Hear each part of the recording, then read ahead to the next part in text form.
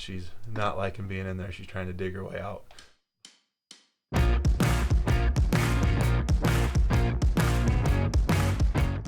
Welcome back to Sweetwater Kennels, guys. I know it's been a while. It's been about a month and a half.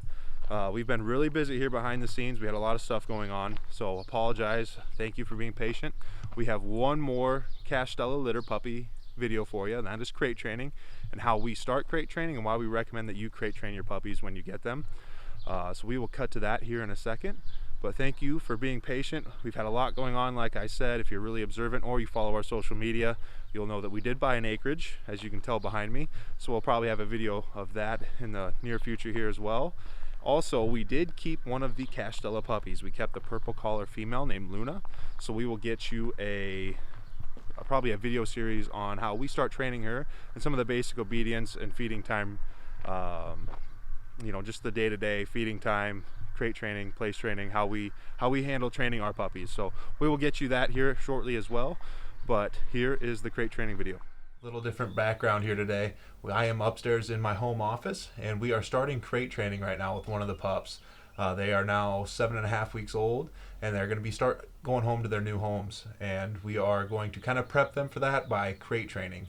Now, they won't be fully crate trained, they won't be fully house trained, but we are at least going to get them started and get the next steps started for their new families. Now, you notice we have a smaller crate. It's not a full-size dog kennel. We want to start them out in a smaller space. They don't like to go to the bathroom where they spend a lot of their time.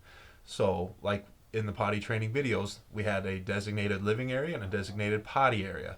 Now, what we are doing here is saying, okay, you are going to be living in your living area full-time now, and your bathroom area is now outside.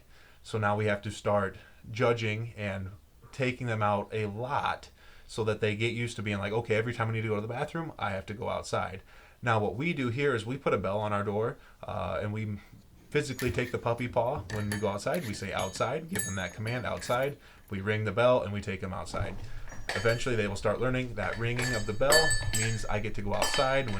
When they correlate the going to the bathroom outside with ringing the bell to get outside, they'll start ringing the bell for you. So we're kind of limiting the area for them to actually move around. We still want to create this big enough for them to be comfortable, but we don't want too much excess room for them to designate a potty area or a bathroom area within that crate. So we want to get it as small as we can with keeping it comfortable.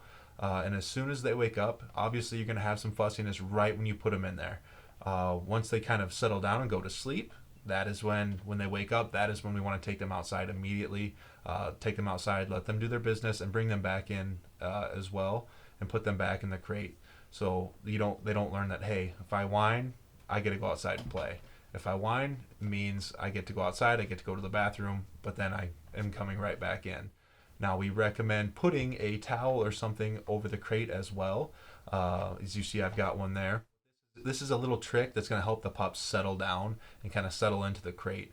If there's a lot of light, a lot of movement, a lot of sights, extracurriculars going on, the pups aren't going to want to settle down. They're going to want to be curious. They're not going to want to be trapped in the crate. So putting that dark, the towel over there to create a dark, safe space for them will help them settle down and calm down. I've noticed this when they're out in the garage in the whelping box. If I leave a light on, leave windows open, leave doors open, if there's loud noises going on outside, they hear that, they want to investigate what's going on, and then that's really amplified when they are restricted to a certain area. So just having the darkness, the dark safe spot for them to settle down is really key and will help you out a lot in crate training your pup as well. Now this guy is starting to wake up, so we are going to take him outside immediately. He's been doing really well. So we're going to take him outside and switch him out for another pup. I'm going to try to do this every hour or two as I'm working today and for the next few days until they all go home. Okay, so I just got back with another puppy. As you can see, it's in there playing with the blanket. I just wanted to touch on one thing. We recommend keeping the pups in the crate as much as possible when they are young. It's a very valuable characteristic to have a dog that is crate trained, and you'll thank yourself that you did it way down the road when the dog's 4 or 5 years old and you're traveling, or if you have someone coming over to watch your dogs, or if you're boarding your dog in a boarder with other dogs. You can't overestimate how well that characteristic and that trait is in a dog. So we recommend as much as you can keep your puppy in the crate. It's very tempting to want to keep them in bed with you overnight, let them snuggle with you on the couch at night, but you'll thank yourself later. I cannot say that enough. You'll thank yourself later when you have a dog that is crate trained, because they're not going to be, a 12-pound puppy forever.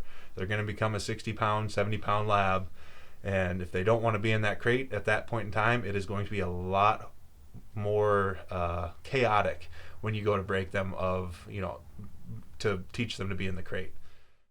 So that's just kind of the first steps that we start here at Sweetwater Kennels with crate training for your puppies.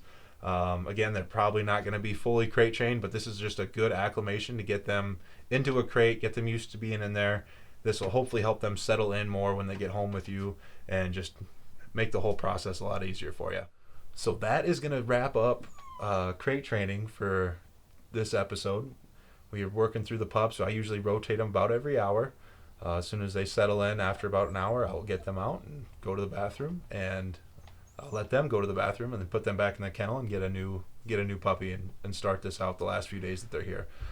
This is going to help you guys out a bunch. They're not going to be perfect, but it should help ease that transition for when you guys get them and crate train them at home.